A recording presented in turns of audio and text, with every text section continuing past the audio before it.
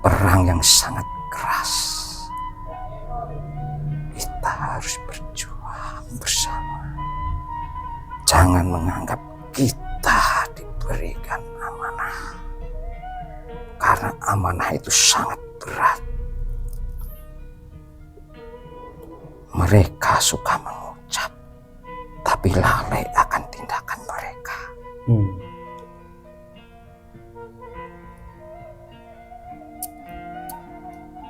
Kita harus memperbaiki diri kita sebagai ksatria. Kita harus memperbaiki diri menuju pimpinan akhir zaman.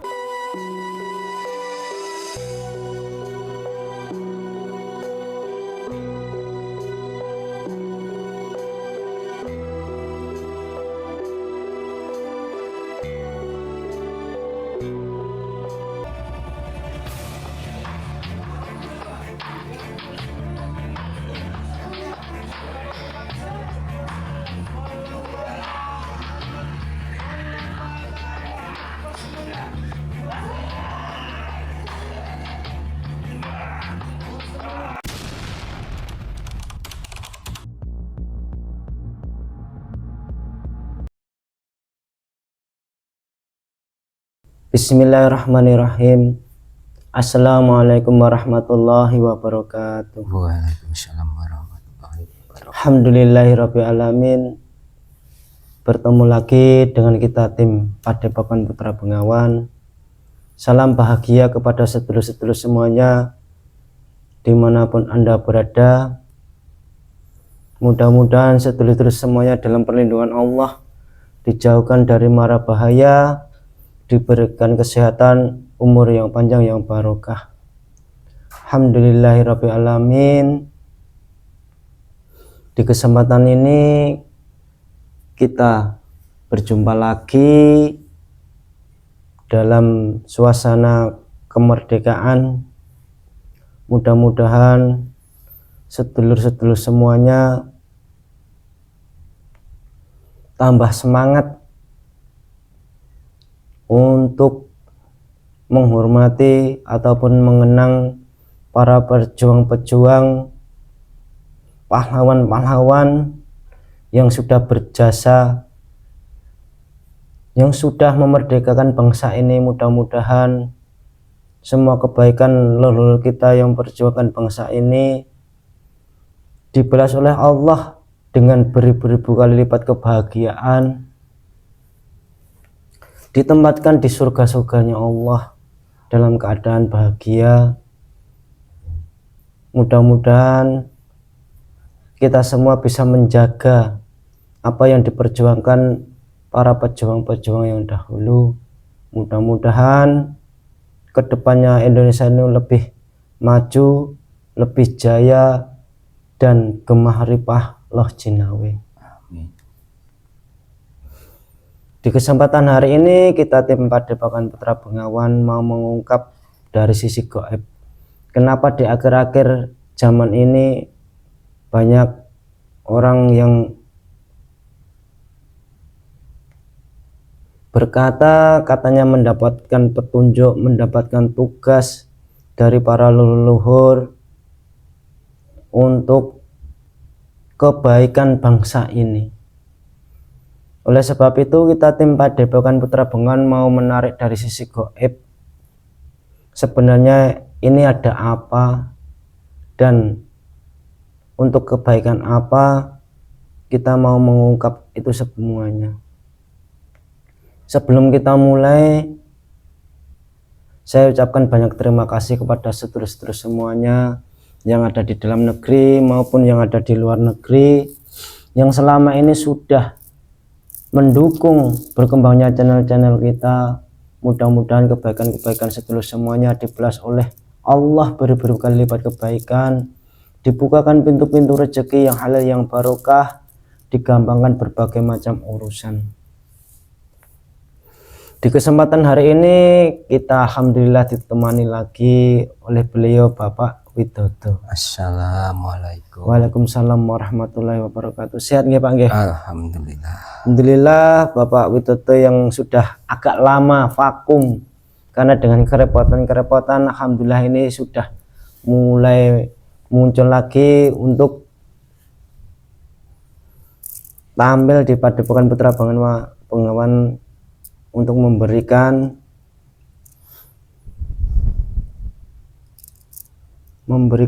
mudah-mudahan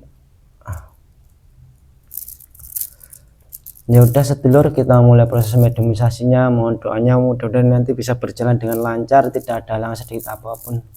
Udah siap nih Pak Toto nggih? Siap. Bismillahirrahmanirrahim. Assalamualaikum.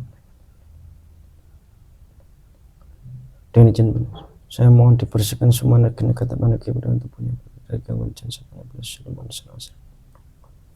Kota menjadi perjalanan bekerja sama dibersihkan, dikeluarkan semuanya Allah. Sallallahu alaihi wasallam. Bismillahirrahmanirrahim. Ya Allah, saya mau dibentuk tubuh beserta keluarganya, roh dan semua jasadnya semua terbentuk semua dengan cahaya. Tidak ada makhluk apapun yang bisa mengganggu atau mengerecoh yang menyusup yang bisa masuk dalam tubuh mendatangi makhluk yang saya mengenai. Sallallahu alaihi wasallam. Bismillahirrahmanirrahim. Ya Allah, sosok gaib yang bisa menjelaskan di akhir-akhir zaman ini kenapa banyak orang yang mendapat bisikan atau mendapat petunjuk dari gaib untuk mengemban tugas yang sebenarnya bisa menjelaskan. Tertarik? Sallallahu alaihi wasallam.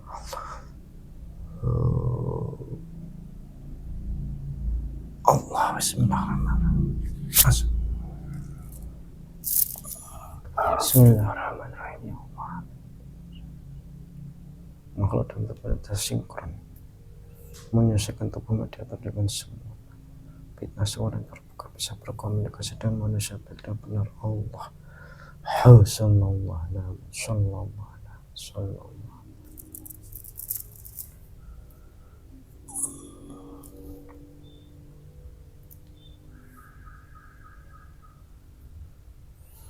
Mohon maaf, dengan siapa nggih ini?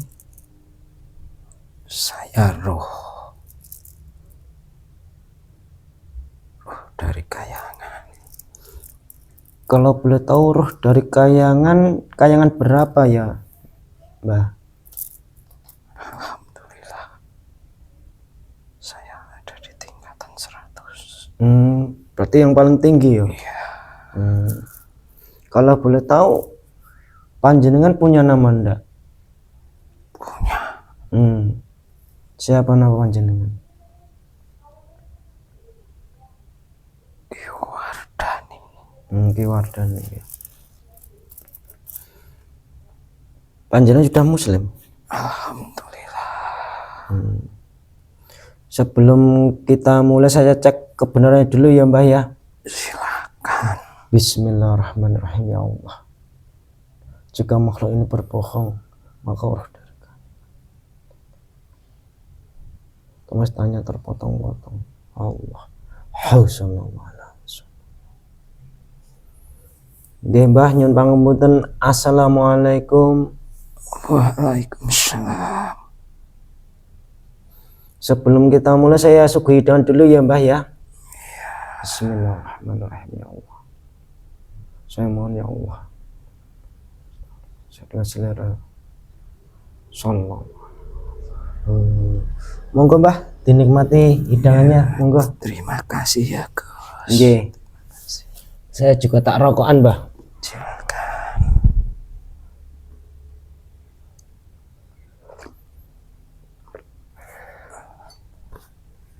Gini Mbah, mohon maaf kalau saya mengganggu panjenengan nggih. Iya Gus. Saya mau bertanya Mbah, kenapa kok di akhir-akhir zaman ini kok banyak orang itu yang merasa mempunyai tugas, dapat bisikan-bisikan ataupun dapat petunjuk secara gaib untuk menjaga negara ini. Sebenarnya gimana yang sebenarnya Mbah? Sebetulnya manusia lahir itu sudah punya tugas. bukan hanya zaman sekarang, Gus. Nggih.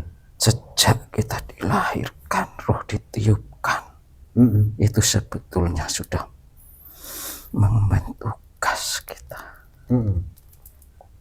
Tapi mengapa baru saat ini mereka sadar kalau tugas mereka baru diberi? Padahal sejak lahir kita sudah diberi tugas. Tugas kita apa? Kalau sebagai anak kita harus berbakti pada orang tua. Itu juga tugas, Gus. Kepada Allah kita ya disuruh beribadah, menghormati, menghargai ajaran Rasulullah. Itulah tugas kita untuk memperbaiki diri sebetulnya. Itulah tugas-tugas kita, bukan tugas-tugas yang lain. Karena yang dibutuhkan, tugas itu adalah tugas untuk membersihkan hati kita dari rasa-rasa iri hati kita tentang keadaan dunia ini. Karena banyak orang sekarang mendapat tugas berat. Semuanya mengakui mendapat tugas amanah. Padahal kita sejak lahir sudah diberi tugas sebetulnya. Tapi mereka tidak sadar akan tugas-tugas mereka. Yang namanya tugas itu kan menurut kemampuan kita. Apa status kita? Kita sebagai anak, kita berbakti pada orang tua. Kita sebagai guru, kita harus mengajari kepada anak didik kita yang benar. Itu kan sebetulnya tugas semua. Tapi mengapa mereka mendapat tugas yang dikatakan, yang dianggap dari leluhur-leluhur mereka? Sebetulnya sejak lahir sudah diberi tugas. Kita sendiri mencari apa sebenarnya tugas itu dan tujuan apa kita ditugaskan. Jadi terkadang itu malah orang-orang zaman sekarang itu terkadang malah lalai dengan tugas yang sebenarnya, Mbak. Kan kita lahir diciptakan Allah di dunia ini hanya untuk ibadah. Tetapi kenapa dengan katakanlah ibadahnya sendiri itu terkadang tidak diperhatikan, terkadang malah memikirkan tugas-tugas yang lain, itu yang sebenarnya gimana, Mbak? Ya, karena sekarang orang-orang sekarang sudah terbuai dengan kemajuan zaman. Kalau mereka tidak mengatakan saya mendapat tugas, tidak ada lagi orang yang percaya kepada mereka. Itulah jalan-jalan mereka supaya mereka diakui sebagai orang-orang yang suci, orang-orang yang berkedudukan di hadapan Allah. Tapi sebetulnya tugas kita membersihkan diri kita, menjaga perilaku kita, menjaga perkataan kita. Itu jauh lebih baik. Jangan merasa kita bisa punya kemampuan untuk menyelamatkan ini. Tapi kita harus merenung. Semuanya itu adalah kehendak Allah. Hanya Allah yang menentukan tugas-tugas itu. Kan kalau dipahami, Mbak, kalau kita itu memperbaiki diri dengan banyak beribadah kepada Allah, dan nanti kan terbentuk filosofinya itu kan pohon yang rindang. Nanti kan banyak orang-orang itu akan berteduh mencari manfaat di pohon itu toh Mas sebenarnya. Jadi nggak usah kita repot-repot seperti itu Mas sebenarnya. Tapi ajaran-ajaran mereka sebetulnya sudah buat berteduh. Tapi mereka yang mengajarkan mengambil keuntungan dari yang berteduh itu. Mengharapkan sesuatu.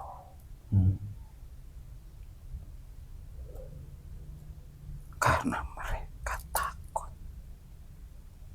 akan semuanya itu akan disingkirkan orang-orang seperti itu sebetulnya.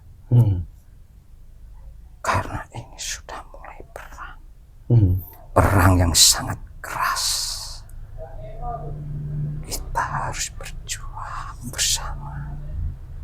Jangan menganggap kita diberikan amanah. Karena amanah itu sangat berat. Mereka suka mengucap, tapi lalai akan tindakan mereka.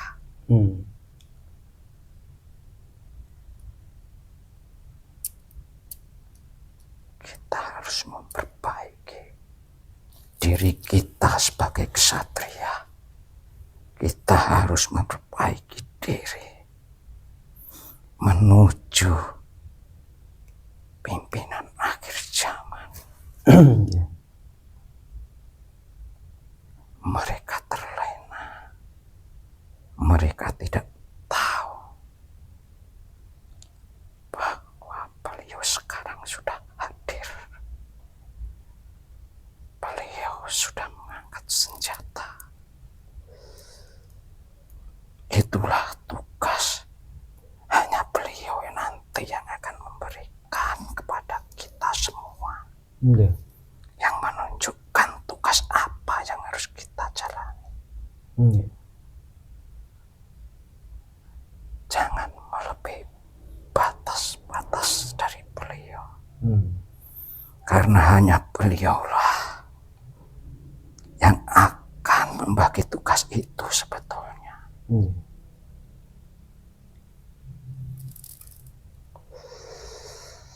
Terkadang saya tuh yo dengar Mbah, kok banyak orang sekarang itu yang katanya itu mendapat petunjuk dari bisikan-bisikan gaib yang disuruh ke sana dan nanti sudah sampai di sana katanya mendapatkan tugas dan perlu disampaikan kepada umat.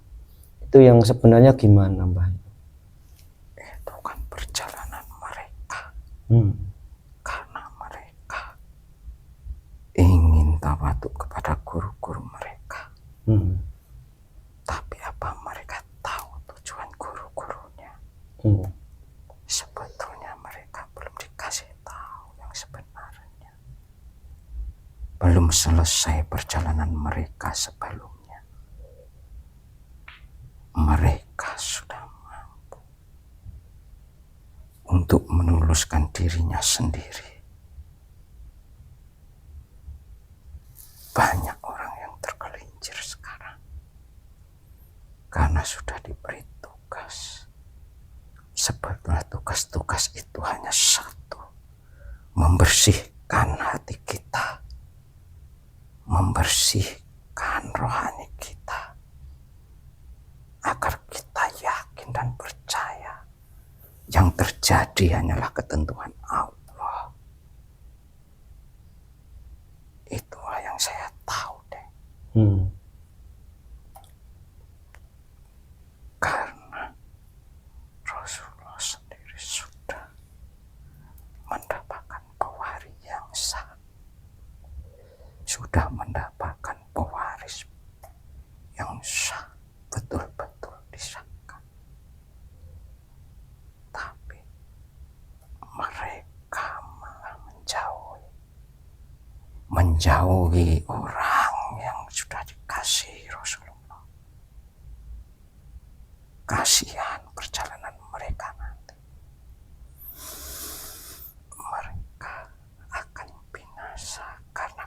keuntungan mereka sendiri.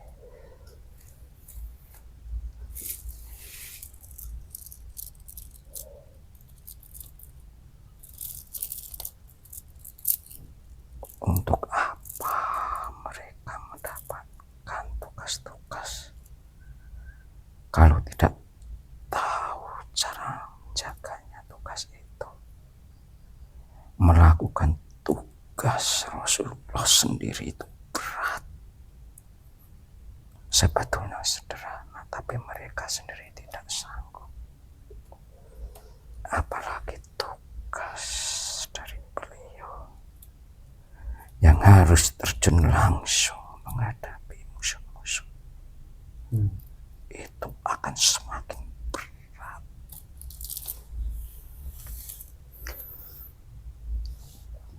Berarti di zaman-zaman ini tuh yo dari golongan hitam itu yo juga mulai bergerak ya Mbah ternyata.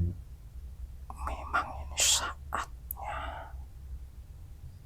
saatnya untuk kita bersiap berperang. Berperang memerangi hati kita, memerangi nafsu-nafsu kita, memerangi segala maksiat yang ada di bumi ini. Itulah tugas-tugas yang berat sebetulnya. Bukan amanah untuk menjaga harta, bukan amanah untuk mencari kedudukan, tapi kita harus berserah diri dengan keikhlasan hati, kerendahan diri, karena tugas nanti tidak akan ada yang mengerti sebelum itu terjadi. Itu semuanya strategi. Belum saatnya mereka mengakui tugasnya. Itu strategi. Karena makhluk iblis juga tahu ini cuma strategi sebetulnya. Dan katanya kan di akhir zaman ini kan nanti kebenaran-kebenaran itu akan terungkap semua Mbah. Iya, tidak akan lama lagi semua tentara langit akan datang ke bumi. Mereka membawakan sebuah api yang besar ke bumi ini untuk menyelimuti hati-hati orang yang gak pernah mengerti. Mereka akan dibakar emosinya, akan dibakar nafsu-nafsunya, agar mereka sadar bukan karena nafsunya kita menjalani tugas, tapi dengan kerendahan hatinya kita akan mendapatkan tugas.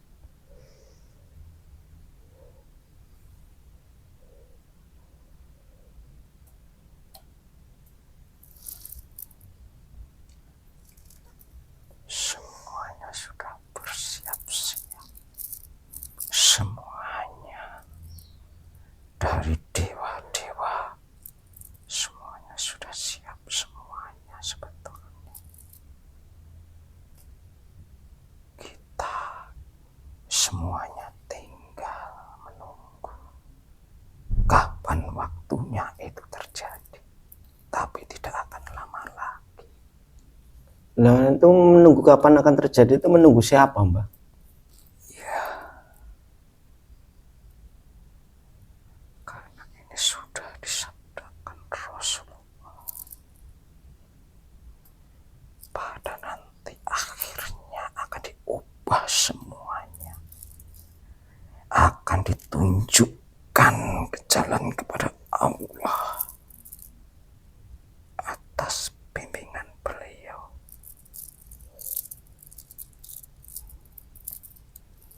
Jadi selama ini kalau orang-orang yang mendapat bisikan gaib berarti belum tentu kebenarannya, Mbah. Kalau panjenengan Kalau mereka sadar itu adalah strategi, akan dicari orang-orang yang benar-benar bersih hatinya, tidak mengakui di dunia ini.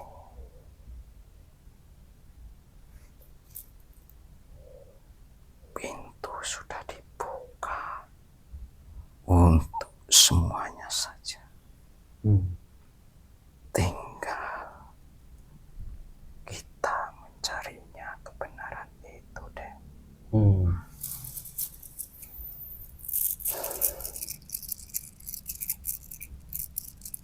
Kan nantinya kan di dalam ramalan-ramalan orang-orang linuweh di tanah Jawa ini kan nanti akan dipimpin oleh Ratu Adil atau Satrio Peningit. Kalau di dalam Islam itu Imam Mahdi. Itu yang sebenarnya sosok itu semua itu satu sama atau beda-beda, toh, Mbah? Itu adalah dua sosok. Dua sosok. Iya, dua sosok, tapi satu jiwa. Maksudnya gimana kalau dua sosok satu jiwa? Karena hanya beliau yang memiliki roh itu dua, roh hidupnya dua. Hanya beliau. Maaf dan jangan terlalu jauh. Oh, gini.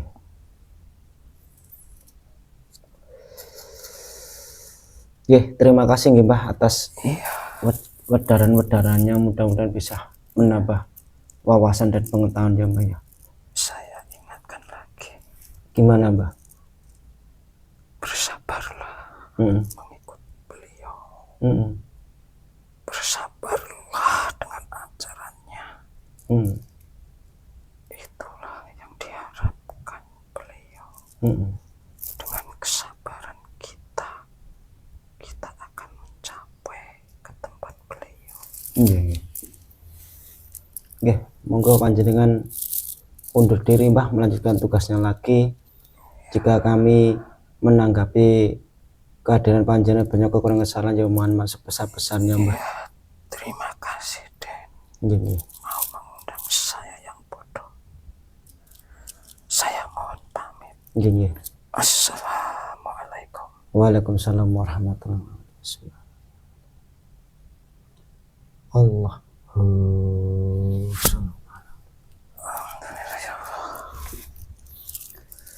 Sekian pemirsa, dialog kita dengan sosok gaib yang mengaku roh dari alam kayangan tingkat 100 katanya beliau tadi. Bahwa beliau itu menjelaskan bahwa banyak zaman sekarang itu yang mengaku mendapat tugas-tugas dari luhur. Sebenarnya dari wajangan beliau tadi, sebenarnya tugas kita itu sebenarnya untuk membersihkan diri, untuk menghamba kepada Allah, karena manusia itu diciptakan Allah di dunia ini hanya untuk beribadah kepada Allah. Jadi tugas itu yang paling utama itu mendekatkan diri kepada Allah, agar manusia itu bisa selamat dunia dan akhiratnya. Saya tekankan dengan 100% percaya apa yang dikatakan sosok gaib ini. Ambil saja sisi positifnya, bisa mudah-mudahan bisa menambah wawasan, pengetahuan, dan lebih-lebihnya semakin iman dan takwa kepada Allah. Kami tim mohon undur diri. Jika banyak kekurangan kesalahan, mohon maaf yang sebesar-besarnya. Bila taufik wal hidayah, assalamualaikum warahmatullahi wabarakatuh. Waalaikumsalam warahmatullahi wabarakatuh.